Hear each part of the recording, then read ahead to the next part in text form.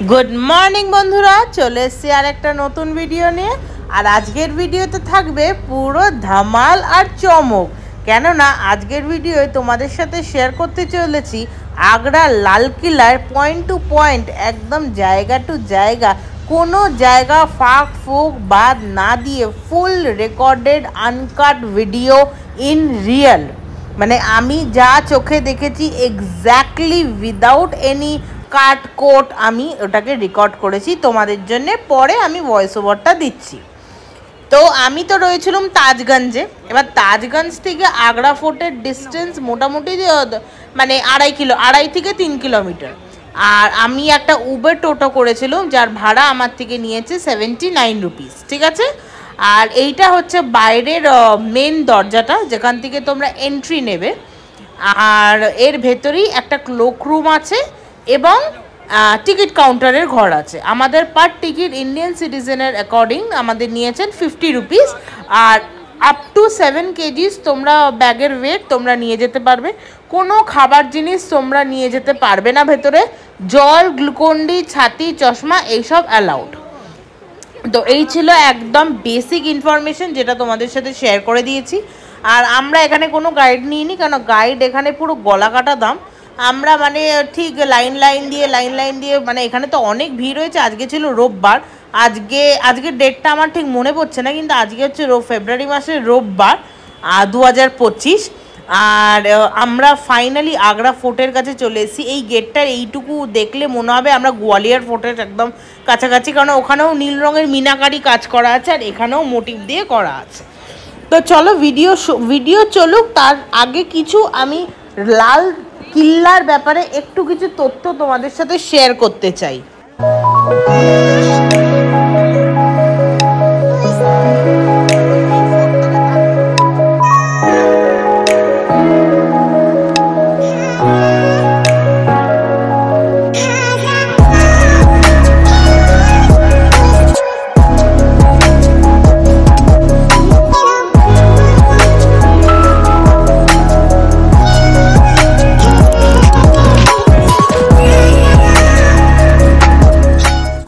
আমাদের ভালোবাসার শহর আগ্রা মুঘল শহরের এক পুরনো শহরের এক ঐতিহাসিক ফোর্টের সামনে তোমাদেরকে নিয়ে চলে এলুম।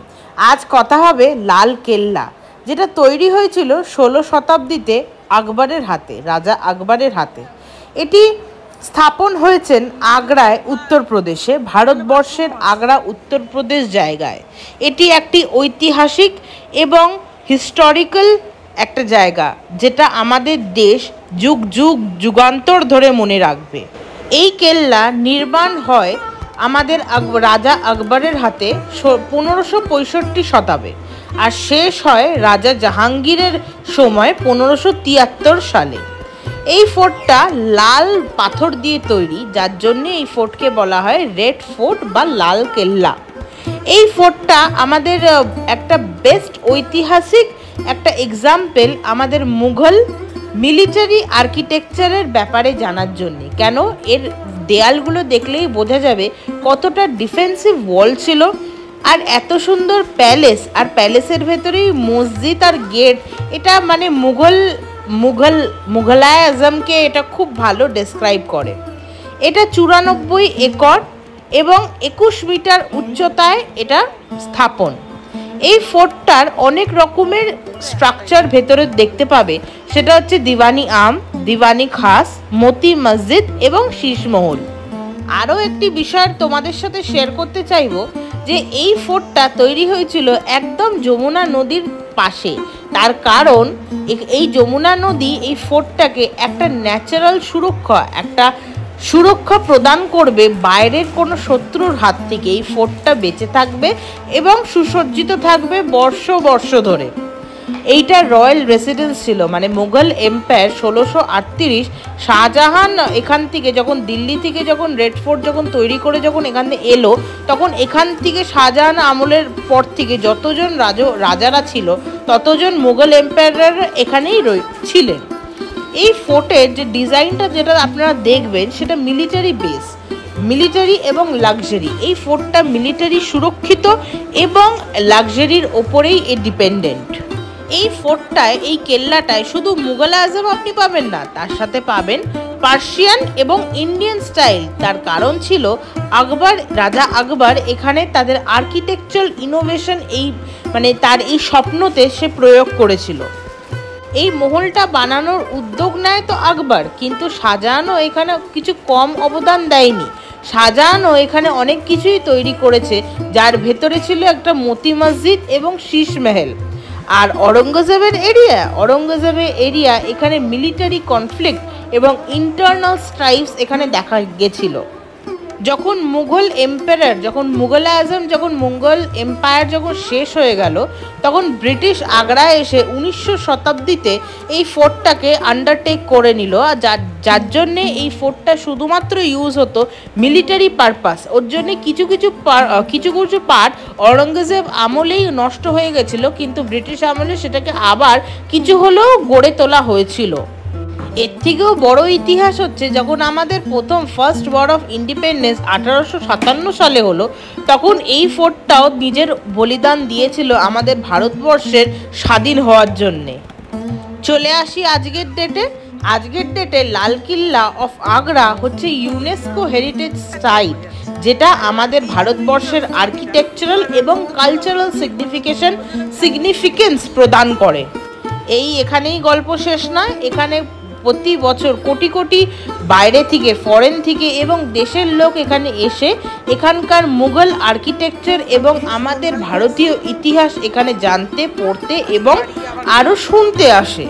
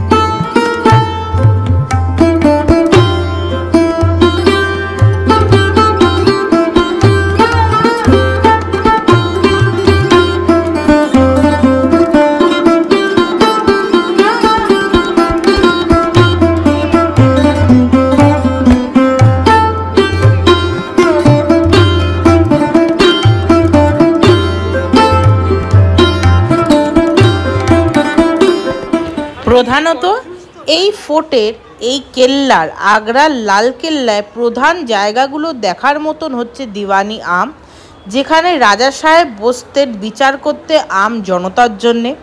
দিওয়ানি খাস, যেখানে রাজা সাহেব বসতেন তাদের খুব ইম্পর্টেন্ট ভিজিটার্সদের প্রবলেম সলভ করার জন্যে বা তাদের সাথে দেখা করার জন্যে। তৃতীয় মতি মসজিদ, আর চতুর্থ শীষ মহল।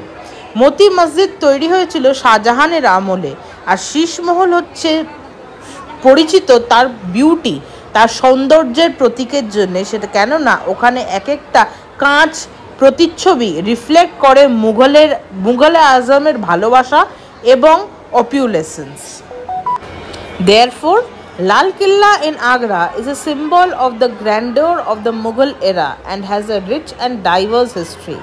It represents the power, culture and architectural brilliance of one of the India's most significant empire. Today it stands as a testament to India's rich historical legacy. According to me, it does not only represent power culture but also it represents somewhat of the Mughal love which was delivered by the Rajas to their queens.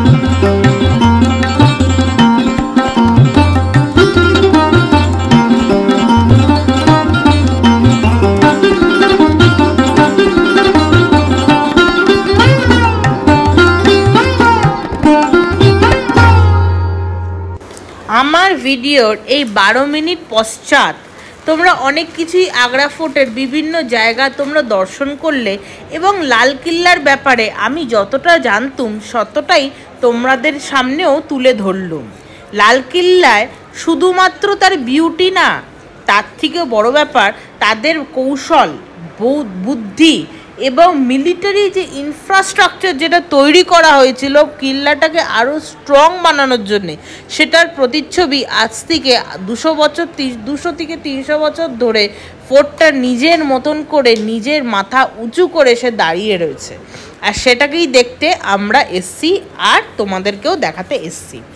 এই ফোর্টে মতি মসজিদ যেটা শাহজাহান তৈরি করেছিল রানীদের জন্য, যে মসজিদটা শুধুমাত্র রানীরা use করতো, মহিলারা ইউজ করতো ফোর্টে, কারণ ওখানে মহিলারা বাইরে বেরোনো অ্যালাউ ছিল না। ওর জন্যে ফোর্টের ভেতরেই মতি মসজিদ বলে ওখানেই ওরা মাকবারা ওখানেই ওরা নামাজ পড়তো এবং ওখানেই মিনা বাজার বলে লেডিজের জন্য বাজার লাগানো হতো, যেখানে ওরা জিনিসপত্র ক্রয় বিক্রয় করতো, কেননা ওখানকার লেডিজরা বাইরে বেরোতো না।